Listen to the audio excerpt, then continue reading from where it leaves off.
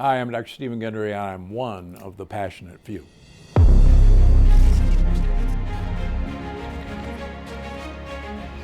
Hey, I had a great time being with Omar, and I hope people get some useful health tips that they can use on their daily life.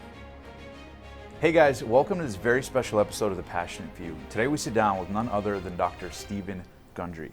Known as a surgeon with over 10,000 surgeries under his belt, he's a best-selling author, including his newest book, The Energy Paradox, as well as a former president of the board of directors of the American Heart Association. And today we're going to talk all about health, nutrition, and how you can optimize your health one new insight at a time. So thanks so much for being on the show today, Dr. Gundry. Thanks for having me, Omar. Absolutely. So a lot of people have heard about you online. A lot of people have, read your books, The Plant Paradox, The Energy Paradox, and The Longevity Paradox. But talk to me, where did your obsession with this begin? Obviously, you're a doctor and you've had revelations in your thinking. So where was the biggest breakthrough for you in terms of going one direction and then, later realizing, maybe I got this all wrong? Well, the biggest thing that happened was when I met Big Ed, who I talk about in all my books. He was a 48-year-old, very obese gentleman from Miami, Florida, who had inoperable coronary artery disease. That means all of his blood vessels were so clogged up that you couldn't put stents in them, you couldn't do bypass surgery because there wasn't any place to jump to land. And this guy had gone around the country looking for an idiot surgeon to operate on him. And there are idiot surgeons like myself that do that. And so this guy had spent 6 months trying to convince surgeons, actually around the country, to operate on him. Everybody turned him down. And he arrived at Loma Linda, where I was chairman, in the late 90s. And I looked at his movie, The Angiogram of His Heart, from Miami 6 months previous. And I said, I'd love to help you, but everybody's right. There's just nothing I'm going to do for you. Go home. And he said, well, let me tell you, I've been on a diet for the last 6 months, and I've lost 45 pounds. Now, this was still a huge guy. He weighed 265 pounds when I met him, hence the word Big Ed. And he says, I've been to a health food store, and I bought all these supplements. And he actually brought in a huge shopping bag of supplements. And he said, I've been taking these supplements. And he said, maybe I did something in my heart. And I went, well, good for you for losing weight, but that's not going to help this. Right. And I know what you did with those supplements. You made expensive urine. You wasted your money. I truly believe that. And he said, well, come on, I've come all this way. Why don't we get a new angiogram, a new movie of my heart, my blood vessels, and let's see. And, I sigh and go, okay. So in 6 months' time, this guy has cleaned out 50% of the blockages in his heart. Gone. Just from the diet? Just from the diet and the supplements. Wow. And I went, wait a minute. And I said, tell me about this diet. And just with serendipitously, as an undergraduate at Yale, I had a special major in human evolutionary biology. And I had a thesis that I had to defend that you could change a great ape's food and change a great ape's environment and prove you'd arrive at a human being. And I actually got an honors for my thesis. I defended it. And I gave it to my parents and went off and became a famous heart surgeon. So Big Ed's describing what he was eating on this diet. I went, wait a minute. That's the ancient human diet that I wrote about. And so I was a big fat guy, even though I was running 30 miles a week and going to the gym 1 hour a day and eating a healthy low-fat diet. Even as a doctor? Even as a doctor, as a surgeon. And I'm going, this is ridiculous. Why am I so overweight? I had arthritis, and I had blood pressure, and I was told it was genetic. So my parents sent up my thesis. They kept it, and I put myself on that program. And I lost 50 pounds my first year and lost another 20 since then. So I started teaching the patients that I operated on how to eat after I operated on them, so they wouldn't come and see me again. And I sent them to Costco or Trader Joe's to buy some supplements. And after about a year of doing this, I realized that I'd made one mistake. I should not operate on them first and then teach them how to eat. I should teach them how to eat, and then I won't have to operate on them. Now that's really dumb as a heart surgeon, as a career move. That's not very profitable. No, it's really dumb. There's no money in teaching people how to eat. So I resigned my position at Loma Linda, and I set up a clinic in Palm Springs, which is nearby, and just asked people, to let me ask them to take certain foods out of their diet and look at their blood work, ask them to go to Costco or Trader Joe's, there was no Amazon back then, and get some supplements and see what happened when we introduced these with blood tests. And, that is kind of history, and we found that there were specific foods that triggered inflammation, and there were specific foods that didn't trigger inflammation. And we found that Big Red was right, that there were a number of supplements that were very, very beneficial for weight loss, for preventing inflammation, and that culminated in the Plant Paradox, which became a monster bestseller, still is a monster bestseller. And what's fascinating about the Plant Paradox is because most people, certainly people new to nutrition, there's this concept of greens, right? Eat your greens. And there's not very much distinction with what is greens, and of course your study and your research has taught people that there's a lot more, scientific distinctions. They're not just hearsay or, what a lot of people call pseudoscience. So what are some of the biggest misconceptions that people have about plants if they maybe haven't read the Plant Paradox yet, that, foods that people think are healthy but actually may have more to them than meets the eye? Well, as you know, there's a big movement towards a plant-based diet. The problem is people forget that plants do not want to be eaten. They have no interest in providing food for us. That's not why they are here. Plants were here first. They had it really good before animals arrived. Their first predator were insects, and they don't want to be eaten by insects. They don't want their babies eaten by insects, seeds. And so they have a built-in defense system. One of those I became very interested in, which are these proteins called lectins. And lectins are one of the primary ways plants protect themselves against being eaten by literally making the animal sick on multiple fronts. In fact, lectins are very useful for paralyzing insects. And so I got interested in this from cultures. For instance, no human being up until 10,000 years ago ever ate a grain or a bean because cooking, only partially destroys them. But agriculture, when you look at humans 10,000 years ago, most human beings were about 6 feet tall. Our brain size was 15% bigger than it is today. Wow. We shrunk over a foot in 2,000 years after the advent of agriculture. And our actual brain size has never recovered. That's fascinating. And when you look at the actual foods, what's the list of some foods that also have lectin? Or high So amounts of most grains and pseudograins have lectins. They're usually in the hull. And there's two grains that don't have lectins, millet and sorghum, and they're perfectly safe. Most beans and legumes are loaded with lectins, but pressure cooking can destroy them. Soaking and fermenting them can destroy them. So people say, oh, you tell people don't eat beans. No, I eat beans several times a week, but I eat pressure cooked beans. I want to diffuse the armamentarium of the plant, and then it becomes very useful for me. I'm a confirmed plant predator, don't get me wrong. If anybody's eating with me, they know I'm going to predate a bunch of plants. But you need to know who your friends are and who aren't your friends. And if they can be diffused by cooking techniques, then do it. For instance, the nightshade family. The nightshade family is actually from the Americas. Potatoes, eggplant, peppers, tomatoes, goji berries. They're actually all nightshades.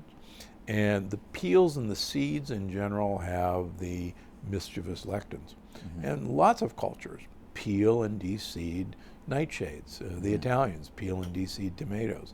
The Southwest American Indians always peel and de-seed their peppers before they eat them or grind them into chili powder. So these techniques have been known. The Incas in South America and quinoa always soaked and fermented quinoa. They let it rot before they cook it to diffuse the lectins. And is it because there was studies about it, or was it? No, they knew how they felt. Ah, so that was how they gauged how to adjust their foods and prepare their meals. Yeah, it's amazing how, for instance, we'll have somebody with arthritis, just as an example, and we take nightshades away from them, particularly tomatoes, and within 5 days they go, this is weird, my arthritis is so much better. We have a woman who I talk about, a nurse in Oregon in the plant paradox, who had just massive migraine headaches, and she had a huge garden, and she grew primarily zucchini and tomatoes, and she made a tomato zucchini relish that she canned every year. And when I first met her, I said, oh my gosh, you're eating some of the best ways to make migraines. I said, let's get rid of that. And her migraines went away. So then the next year she said, look, I really love my zucchini and tomato relish. What can I do? I said, I'll tell you what, let's do an experiment. Can half of your zucchini and tomato relish the usual way, pressure cook another batch, and see what happens. So she would eat her pressure cooked batch, and she called me, and she said, this is great, I've got it back. I said, well, now we got to do the experiment. I want you to eat your regular batch. And the next day she called me, holy cow, I spent the whole night in bed with a migraine. And she said, how'd you know? I said, well, this is what I've been studying for most of my life. So it's like the expression goes, food is medicine. Yeah, food is medicine. And one of the important things that is kind of a parallel to that is we are what we eat, but we are what the thing we're eating ate. And so much of the last at least 50 years, we've been raising our food, we've been feeding our food animals in a totally different way than we ever did 100 years ago or throughout history. For instance, grass-fed, grass-finished beef is totally different than beef that's been fed corn and soybeans.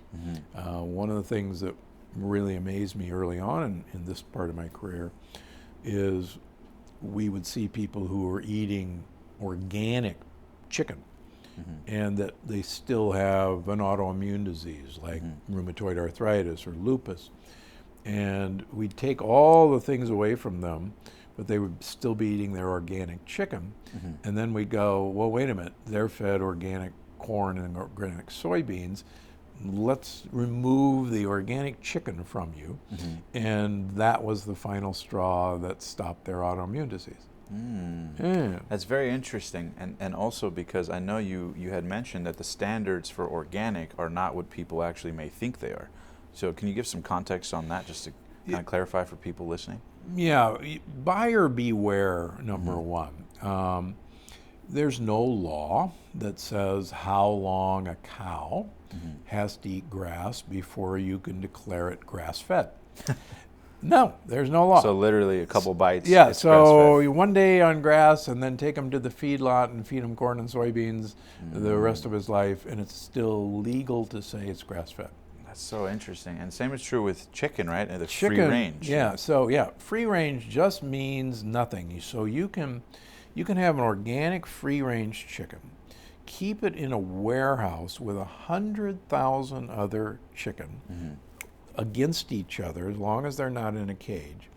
And the law says as long as you open a door to that warehouse to a 3-yard by 3-yard patch of grass, 5 minutes every day, and the chicken has the potential to go outside. Not even the guarantee, the potential. The potential, maybe. Yeah. The chicken on the other side of the warehouse, no way he's going there. And I've raised chickens, and chickens, if they're inside, they're not going to poke their head out to look around.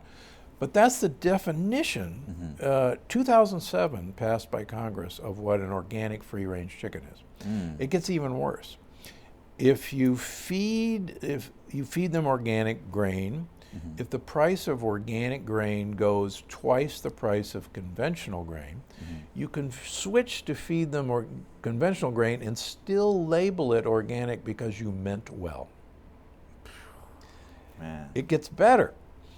You're not allowed to feed organic chickens antibiotics anymore. That's a federal law.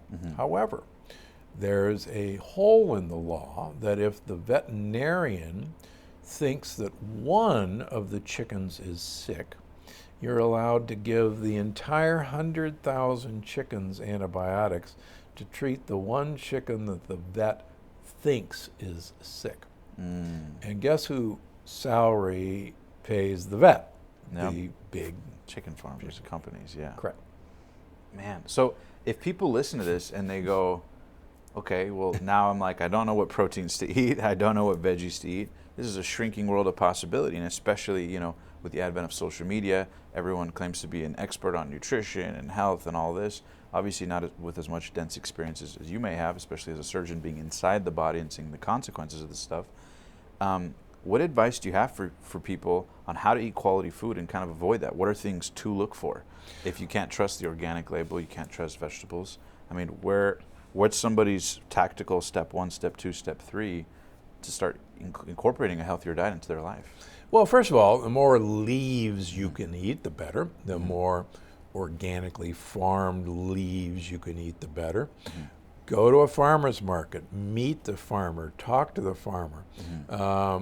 I was in Phoenix, Arizona, lecturing to an American Heart Association meeting a few years ago, and they had a farmer's market, and they were selling chickens and eggs. And I walked up and I said, "What do you feed your chickens?" And they said, "What do you mean? We don't feed them anything. They work for us." And I said, "Oh, I love you." You know, they said, "Why would we feed chickens?" You know, chickens were introduced to farms to go out and eat bugs and clean the grass, and then they come back and lay eggs. And they were farm animals. They worked for a living. They said, "Of course, you know, they work on our farm, and we don't feed them anything." And I said, "Great, you know, I'll take one. How do we tell people about you?" Yeah. So find out. I'll give you a sad example. Recently, we have a person on social media who's a big fan of ours, and really turned her life around by following the advice we gave her. She's not a patient. And then recently she started complaining on social media that the diet wasn't working anymore for her, that she was having pain and things were really bad. And so I gave her a call. I said, "Hey, you know, what's the deal? That doesn't sound right." And she said, "Well, I started seeing a naturopath, and the naturopath said I needed to get more animal protein. And I wasn't eating a lot of animal protein, so I've been really chowing down on chicken and beef from a farmer who says he's all organic." And I said, "All organic. What the farmer said it's completely grass-fed, completely pastured chicken?" "Oh, yeah." And I said, "I tell you what, just humor me. Call him up and say, does he ever supplement the diet with grains?" And she said, "Well, I'm sure he doesn't." And he says, "Well, of course, you can't raise a cow completely on grass. You certainly can't raise a chicken completely on pasture. So yes, of course I supplement them with organic grains." And she was flabbergasted. So she called me up. She says, "Oh my gosh, this farmer's trying to kill me." And I said, "Well, okay, so just don't eat this stuff. I know you bought it. Just don't eat it. Call me back." Week passes. She calls me back. She said, "You're not going to believe this. In 5 days, I was pain-free." She said, "It was, Wow, it transformational. it was that. What was so? You are what you eat, but you are what the thing you're eating ate." So what diseases have you seen and ailments have you seen reversed strictly because of diet? I mean, I'm sure the list is extensive. Yeah, but can you give context? name it, I've seen it. In our experience, and I published this data, 90% of people with an autoimmune disease or more than one autoimmune disease go into remission in 6 months by following the plant paradox recommendations. And it's 90%. Not bad. Not bad. That's phenomenal. We've had some marvelous experiences in cancer remission, not 100% by any means. I'm not claiming to cure cancer, but we've certainly seen some dramatic changes. Dramatic changes in Parkinson's and Alzheimer's in following this program. Not perfect, but big changes. And one of the most interesting things you talk about too is this notion that all disease starts in the gut. Correct. And the common denominator of leaky gut. Correct. So in your experience, over 10,000 surgeries, you must have noticed some common denominators between patients doing well and not doing so well. So what are some of the things inside the body that you saw that are way more common than most people realize that they may be dealing with right now as they're watching this or listening to this before it gets severe, just so they can kind of mentally, be aware of it? Well, so in my first book, Dr. Gundry's Diet Evolution, I liked little pithy sayings, and one of the sayings that is held true is fat in your ass, you're built to last. Fat in your gut, you're out of luck. And literally, people who carry fat in their gut, it's a sign of leaky gut, period. And we actually put fat in our gut as fuel for our immune system to fight what's coming through the wall of our gut. And sadly, you can actually correlate the amount of fat in the gut with fat around the arteries of the heart. And I've written about this in the longevity paradox, that fat in the heart correlates extremely closely with developing coronary artery disease. And if you have coronary artery disease and you have a fat gut, you more than likely will develop severe memory loss as you get older. So there's a direct correlation. Yeah. And a fascinating thing to add to that direct correlation is you had mentioned people had asked about like skin or acne or rashes or itches, and you mentioned that it's a reflection of the inside of the gut. Can you kind of harp on that as well? Yeah, so the lining of our gut is really our skin turned inside out. And so it's, if you think about it, from our mouth all the way down to your rear end, it is the same surface area as a tennis court inside of you. So a cell thick. 1 cell thick. Yeah. And it's just, it's literally transparent. And these cells, even though they're 1 cell thick, are all held together with what are called tight junctions. They're glued together. But lectins, among other things, work by Dr. Fasano from Harvard, shows that if lectins can attach, they can pop these spaces open. And now you've got a gap between these cells. And foreign proteins like lectins, bacteria, bacterial particles called LPSs, can go through. And what's amazing is 80% of all of our immune system, all of our white blood cells, are lining our gut, because that's where trouble's coming through. So we have this entire army just waiting. And that army fights these things with inflammation. And if you've got inflammation in your gut, you will have inflammation on the walls of your blood vessels, you will have inflammation in your joints, and what I talk about in the energy paradox, you will have neuroinflammation, inflammation in your brain. And that's why so many of us now are walking around with brain fog and fatigue and depression and anxiety. So there's a direct now connection between what happens in the gut and us. And it's the same way with acne. Acne is just a great sign that you've got, if you will, pustules on the lining of your gut. And it's your body is trying to tell you, hey, there's some mischief going on in here. So what's a good diet to optimize that? The plant paradox diet, tell you, so many people with severe cystic acne, it resolves very, very quickly. So they don't have to take Accutane or any of these things that mess. Because I actually took Accutane for years and found that it would mess with my mood, my energy. I actually discontinued it, I believe, because of a lot of these side effects. I had, as a teenager, I had terrible acne, and I was on antibiotics for probably 10 years, unknowing what it was doing to me. But yeah, that was the treatment. So what are Dr. Gundry's favorite foods? I know that there's a couple you mentioned, one of which is your favorite olive oil. That's right, yeah. The only purpose of food is to get olive oil into your mouth. Yeah. Why olive oil? So olive oil, the basic oil in olive oil is called oleic acid. It's a monounsaturated fat. And there's nothing particularly interesting about it.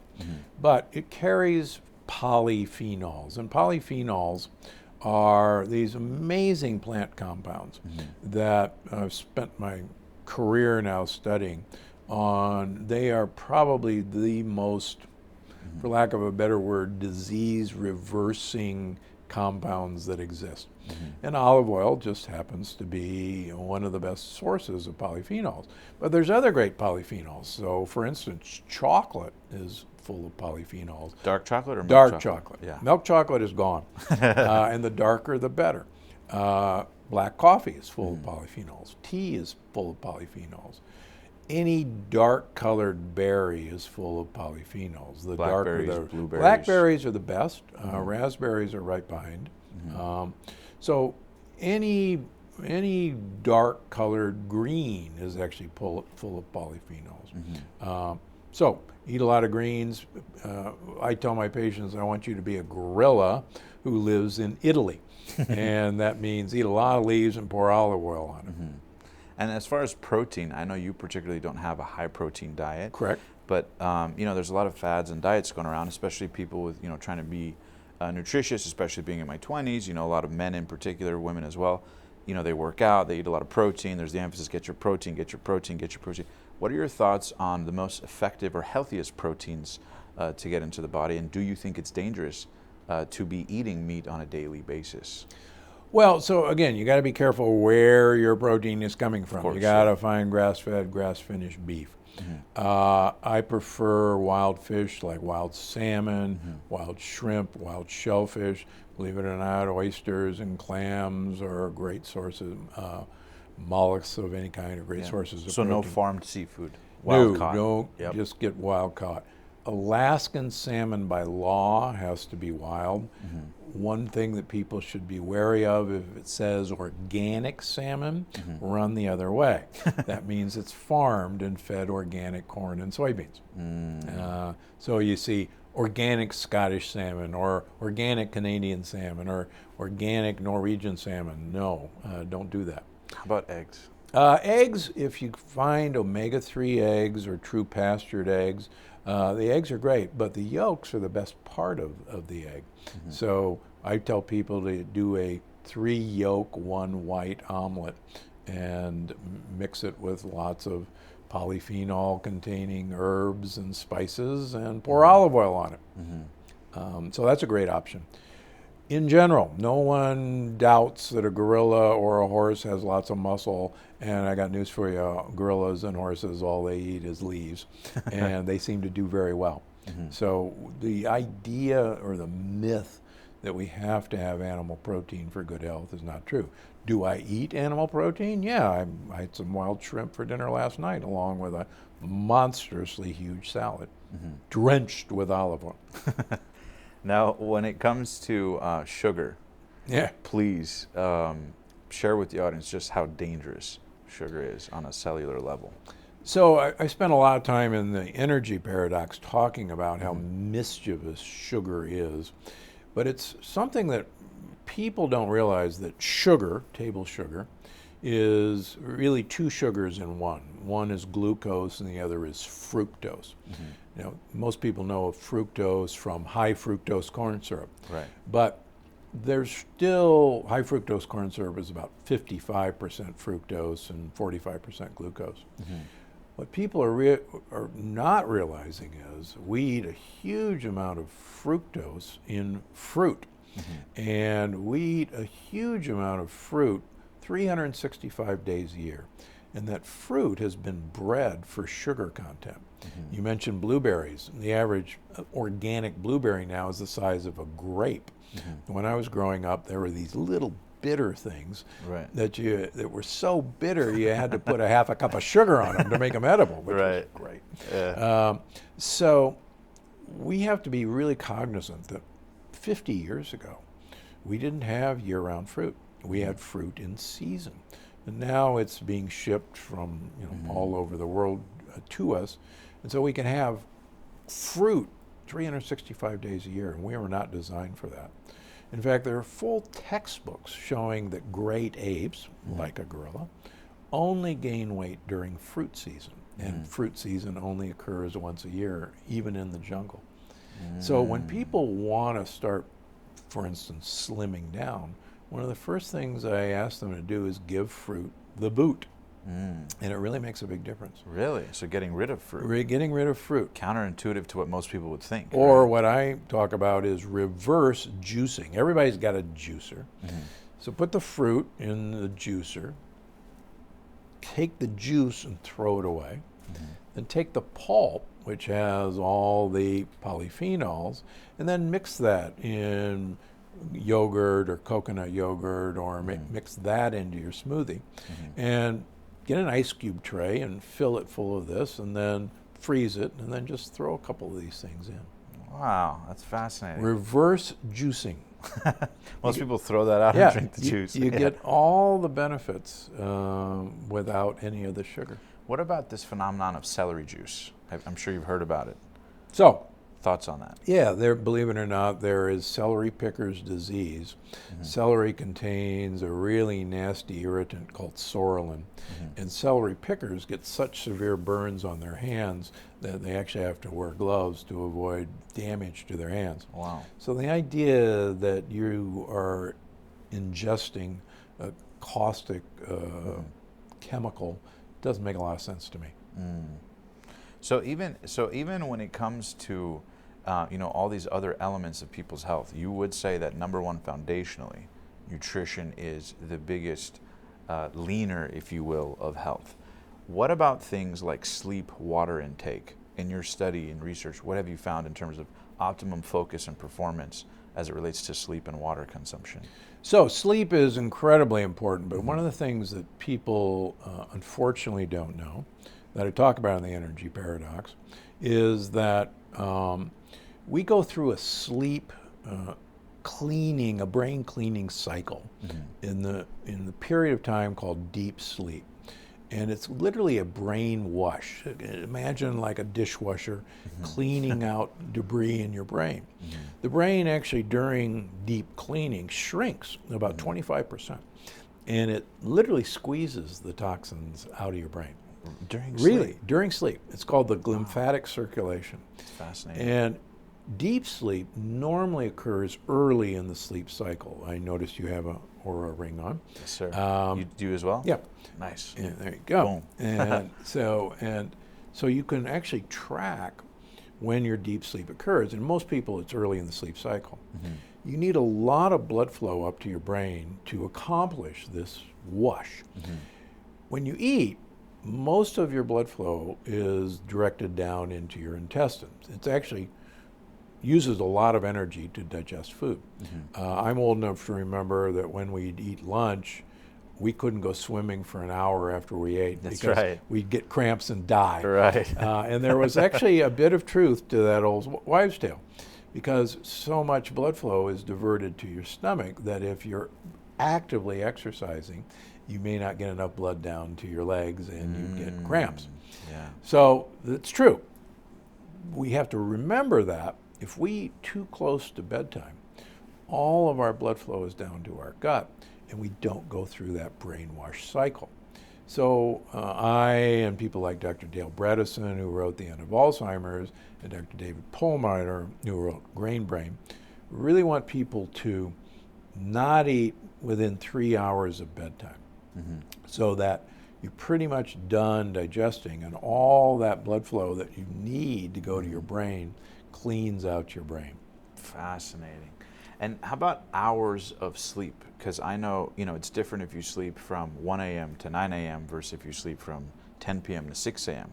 I've heard different people say that, even if you get 8 hours, most people don't get 8 hours. That's true. But even if you do, that the windows of time you get it don't always perform the same internally in terms of health. Have you done any research on that? But so much of that is actually related to when people finish their meal. There's really not much difference between night owls and early risers in terms of how they're going to do. It's really when that last meal is most important. Makes sense. So that's what gauges the internal clock, so to speak. Correct. More so than the external. Right. Interesting. Now, water intake. Yeah, so believe it or not, gorillas get all their water from leaves. Horses get most of their water from grass. Mm-hmm. So the idea that we're supposed to have huge amounts of 8 glasses of water a day, that's one of these wonderful myths that really have no physiologic basis. I like to get most of my water from plants because they've actually already filtered the water for me.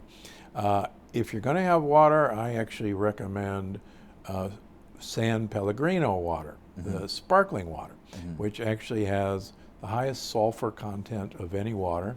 And in a recent testing, it's the purest water that's ever been tested in terms of any environmental pollutant. So really, even more than the alkaline water and the alkaline water balance. is one of the most hilarious myths of all time. So our pH is very well balanced, but if you look, we've had one of the pH alkaline water experts on, and he just laughs on the Dr. Gundry podcast. Right. He just laughs his head off. He said, "You would have to drink, a tanker of pH 9 pH water to have any influence on changing the pH of your body. Wow. You could do far more by just taking a sodium bicarbonate tablet if you really wanted to change your pH." Makes sense. Now, one of the last questions I have for you, and this is so good, thank you so much, Dr. Gundry, is as it relates, a lot of our audience is entrepreneurial, obviously requires a lot of mental performance, a lot of energy efficiency, and a lot of people deal with, not so much smoking cigarettes, but whether it's smoking marijuana, drinking alcohol, the excessive use of either of those. In your research, what have you found happens either on a neurological level or a cellular level in terms of the effects of that long term?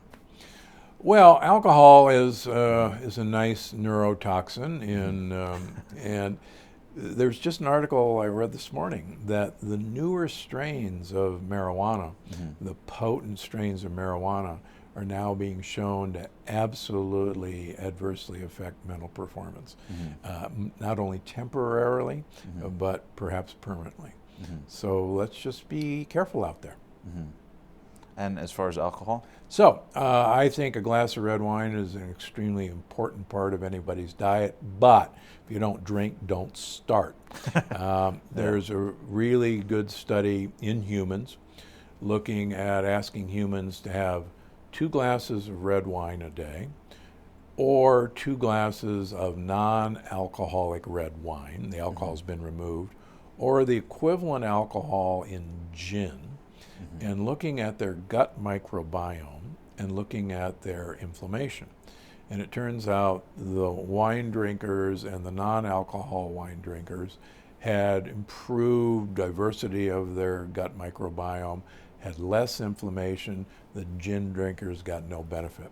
So sorry about that. So that's why, if you're going to have an alcoholic beverage, use either red wine or a spirit that's been in contact with wood. So like a dark tequila or like bourbon or whiskey. Makes sense. Because believe it or not, there's polyphenols in wood. Yes. So that's why the colored alcoholic beverages are actually much better for you than the clear ones. That's pretty fascinating. And vodka's useless. Unless you want to get drunk. Unless you want to have a good time for a couple hours. Exactly. Okay, and then the 2 questions before I wrap up here are, what are Dr. Gundry's 5 favorite foods of the moment, and what are your least 5 favorite foods at the moment? So, as I talk about in the energy paradox, one of the interesting findings is pistachios have the highest content of melatonin. Believe it or not, the quote sleep hormone. Melatonin is the best protector of mitochondria there is. So eat your pistachios. Number two, mushrooms. Mushrooms have incredible polyphenols as well as melatonin, and they have these great prebiotic fibers that our gut bacteria just love. And mushrooms absolutely power your brain. So that's three of them. Asparagus is kind of in season right now. Asparagus is full of prebiotic fiber that our gut buddies love. So that's another one. And artichoke hearts may be one of the best ways to feed your gut buddies there is. In terms of bad foods, try to stay away right now from gluten-containing foods and grains. If you're going to have grains, have sorghum and millet.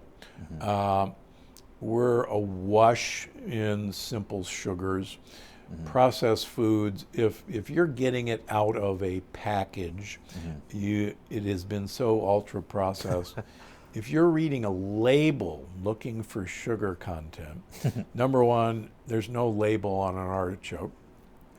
There's no label on a head of lettuce. Or mushroom. Yeah, there's no label on a avocado. So that's first rule. Number two, if you're looking at a label, don't be fooled by grams of sugar. The label was changed. You have to look at total carbohydrates and look at serving size, and then that will actually tell you the amount of sugar in that product, and it will shock you how much sugar is actually in a product. Wow, I love it. Sadly. And then the last question before we wrap up here with our final one is, what was Dr. Stephen Gundry's diet yesterday? If you could walk us through, just real quick, what you maybe ate yesterday. So I had nothing for breakfast. I had nothing for lunch. Seriously. Yeah. I had some baruca nuts as a snack with a glass of red wine. And then for dinner, I had this monster salad with a ton of olive oil with Parmesan cheese on it. And then I had grilled wild shrimp with it, with some mint leaves sprinkled over it. And the reason you fast is why? What have you found in your study about the power of fasting? Fasting, first of all, fasting has been around since recorded time and even before recorded time. Most great religions practice a fasting program. But not only my research, but other people's really strong research shows that if we can reduce our eating window from the time we start eating to the time we stop in the morning or night to about 6 to 8 hours a day, the health benefits and the health span benefits to that is astronomical. And I devote a huge amount of the energy paradox into the evidence of why we should do that. And the good news in the energy paradox is we hold your hand and teach you how to slowly but surely compress your eating window. I love it. Very cool, Dr. Gundry. And where can people find out more about you if they want to connect with you more and learn more about what you have to offer? Well, they can come to the Dr. Gundry podcast or wherever you get your podcasts. You can come to drgundry.com. My supplement and food company is gundrymd.com. We've got 2 YouTube channels. You can find me on Instagram and Twitter. So, and you also do a cooking show, right? You yeah, do meals. On YouTube. We have a YouTube cooking show. Yeah, I love it. Very cool. Make sure to put those in the description below. Any last words for people who are watching this and are like, man, I'm inspired. I want to get healthy. What do I do? What's Dr. Gundry's final words of wisdom for somebody to kind of take action and kind of from step one know, okay, this is the advice I need to keep in mind to optimize my nutrition? Well, I think some people, they try to do too much and jump in with both feet, and they usually fail. And just like if we were going to start an exercise program, I wouldn't send you to the gym and give you 2 50-pound dumbbells and say, okay, I want you to do 20 presses. Yeah. You couldn't, way back when, you couldn't do that, nor could I. But if I give you a 5-pound one, you go, oh yeah, I got this. And then next week we'll go to a 10-pound, oh yeah, I got this. And you gradually work up. And it's the same way with a food program. The more we can take kind of baby steps, like just tomorrow, I'm going to give up grains and see how I do. And let's do that for a few weeks. The more I can get people just start throwing greens into their mouth. If you eat green, you'll become lean. I love it. Thanks so much, Dr. Gundry. Hey, appreciate you being on the thanks show for having today. me on. Absolutely, guys. Make sure to like, comment, subscribe. Follow Dr. Gundry in the description below, and I highly recommend checking out all his books. The Energy Paradox is linked in the description below as well. Until next time, live strong, live with passion, and we'll see you guys on the next inspiring episode. Peace. Thank you so much for enjoying this video. And if you found this content valuable, uplifting, and inspiring to take your life and your business to the next level, then I have some exciting news for you. Because the Passionate Few Academy officially launched our brand new on-demand training that you can access absolutely free at www.tpfacademy.com. Right there, you'll learn the #1 way to grow your personal brand or business brand online fast.